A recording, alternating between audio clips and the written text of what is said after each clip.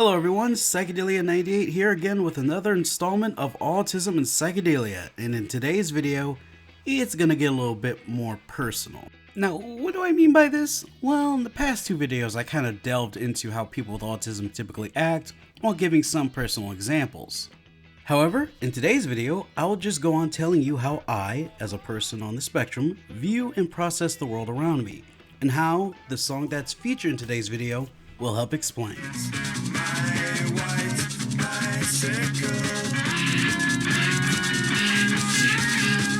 So the song I chose for today's video is from an English band called Tomorrow, a band that saw little to no success but has since become a cult classic with hit songs such as Revolution and My White Bicycle.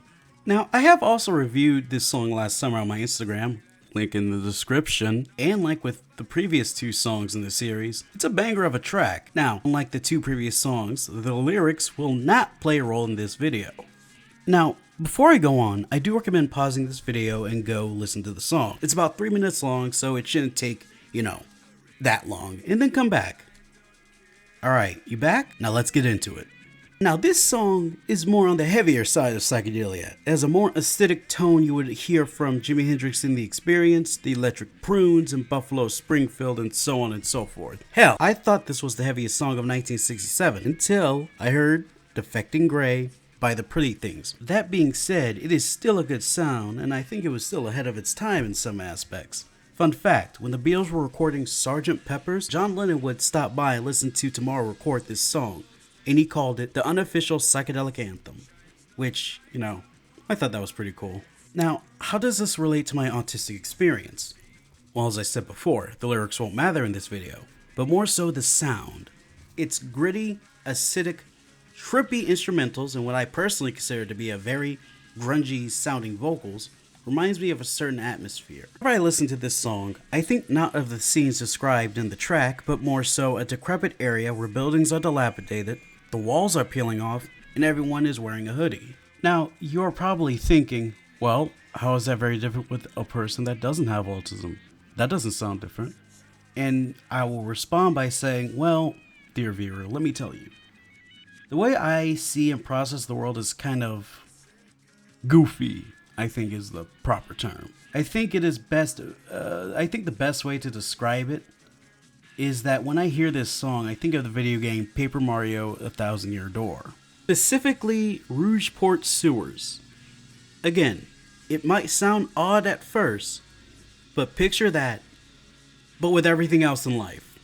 Now, what does that mean? Does it mean that I picture everything I see and process in the Mario world? No. It's much weirder than that, I guess. For me, to process the world around me and in order to help engage with it, I view the world as if it were in animation. Like a cartoon animation. Regardless of the media I watch, whether it be on the news, a documentary, a song, I see it as if it were a cartoon. Each person I process, and this usually is just with historical figures more often than with everyday citizens or people or whatever, I will process and associate with a character. So instead of seeing them, so I still see them, but I'll also see a cartoon character. Why? Well, I think it might have to do with me being autistic, or perhaps could also be attributed to my ADD. For those of you who don't know, people with autism tend to process sensations differently from neurotypical people.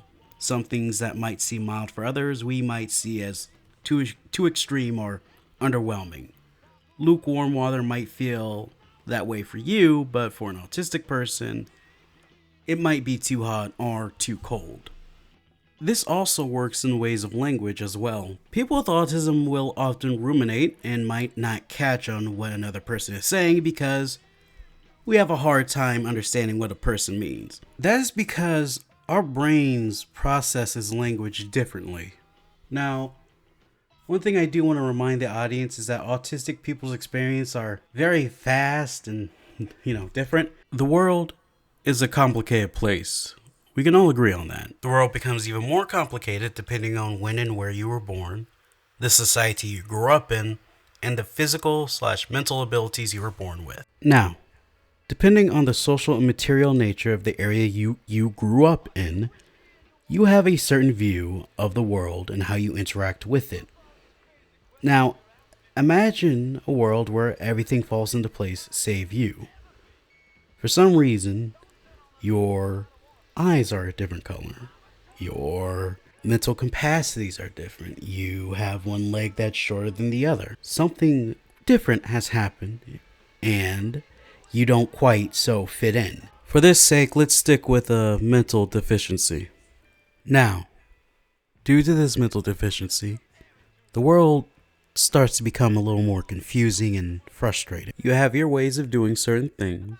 You have a little ritual you like to do, and anytime anyone interrupts that, it causes further frustration, confusion, and even sadness. Now, throw in the fact that you can't really understand facial expressions, social expressions, or even tonal expressions. It adds more frustration and confusion, as you would have guessed. Now, throw in the fact that the world isn't black and white. Nothing is as straightforward. It's mainly gray. But don't worry, you learned a way around that. You understand the complex natures of things and you know what to expect, except once you get used to that, another curveball is thrown. What you thought was gray may end up being black and white, or even more, a deeper shade of gray.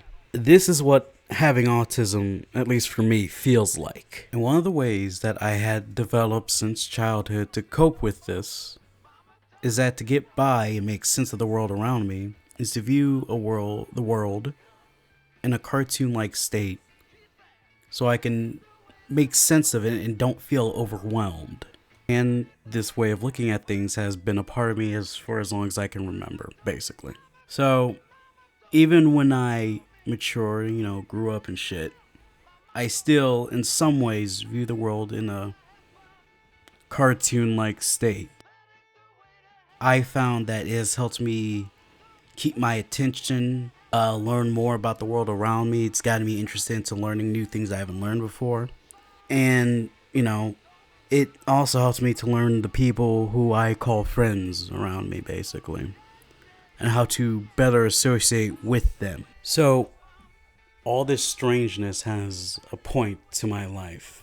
It basically just, as I said before, keeps me sane, keeps me in tune, and in a way makes me feel a little safer. I know it's odd, but I feel like this has helped me so far. Now, of course, as I've gotten older, things have changed, and I don't view the world in childlike glasses or anything like that. But I still often associate certain characters with certain people I know or people that I know of, certain cultures, so on and so forth, to help me remain, to keep me engaged, is what I'm trying to say, to keep me engaged with the world around me. My White Bicycle is the song that triggers this phenomenon within me. It helps me further engage with the song. It sometimes helps me further engage with the artist and wanting to learn more. And it just makes me feel more content with life in general. One of the reasons why I personally believe that psychedelia and not even just autism but neurodivergency is so intertwined is because what psychedelia is basically looking at things from a different lens that's not readily available to you. It's just a way of describing another form of art. Because that's what art is. Art is about looking at things from a different lens, so a different point of view. Psychedelia, as an art form, mainly focuses on sound and mimicking the sensations of being high on acid, mushrooms, and all the other psychoactives. Yet, as I have explained to my friend before, to understand what autistic feels like to someone who doesn't have autism, that having autism is basically like being on a psychedelic, but to the point where you've been on it so long, it just feels mild. You don't feel any different, and you don't think of yourself any different. That is until you step outside and interact with the people who aren't, so to say, on it. And listen, I'm not saying go out there and take this drug to experience and know what autistic people experience. Oh, no. Now that would honestly be stupid, but it's just my best explanation. My best if you want to learn what people with autism feel like or how they experience the world, just go out and talk to them, basically. And remember, it's a spectrum from high to low, mid to whatever. It's a spectrum, so experiences will vary. What I'm trying to basically say is that when it comes to psychedelia and neurodivergence, it's, again, heavily intertwined because our experiences are so different from that of the neurotypical that we kind of have a hard time getting our waves together. We will always be a little out of tune. And what I love about psychedelia is it basically teaches us that it's alright to be out of tune. I know I've said this in the previous video about, accepting other people and trying to look at it from another way, but this is, in my opinion, the most important thing to understanding both emotional empathy and cognitive empathy. It's important to try to understand how other people feel so you get to know them. Life is complex, you don't need me to tell you that, but one way we can overcome some of these complexities is basically through talking to one another, and we should let these people who are a little out of tune a chance to express themselves, so we can have a better understanding of how to look out for each other and take care of each other as a species. I'm not trying to be fucking deep. I'm not trying to be philosophical. I'm just telling you how I truly feel about it. That's why I love psychedelic music, and that's how I see the world as an autistic person. So, yeah, that just happened. Anyway, I hope you enjoyed today's video. So I will say that I am thrilled to see, at least with the last two videos of Autism and Psychedelia, there was like either high numbers of viewership, as for the case with the Bee Gees one, and positive feedback on See Emily Play. And I will say one more thing before I go on, or whatever the fuck. Don't let what I say be like an absolute truth, meaning don't take what I say as an absolute truth. I'm not really saying this stuff because I am this know-it-all doctor type person. It's just me either saying stuff from what I've learned from what other people said, or me just trying to relate to the art. I'm not trying to diagnose other people or say this is what the song means or this is what it really means. No, this is just me interpreting art in a certain way from my perspective. But yeah, that's about it. Anyway, so this is probably going to be the last installment for Autism and Psychedelia, at least for now. After this, we'll go back on schedule. I'll have, for at least, hopefully before by the end of this month, 2 new videos out. But that'll do it for today. So, like if you like it, dislike if you dislike it, comment if you have any questions, critiques, or any thoughts of your own.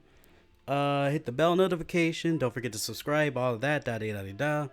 This is Psychedelia 98 saying tune in, drop out, and vibe on.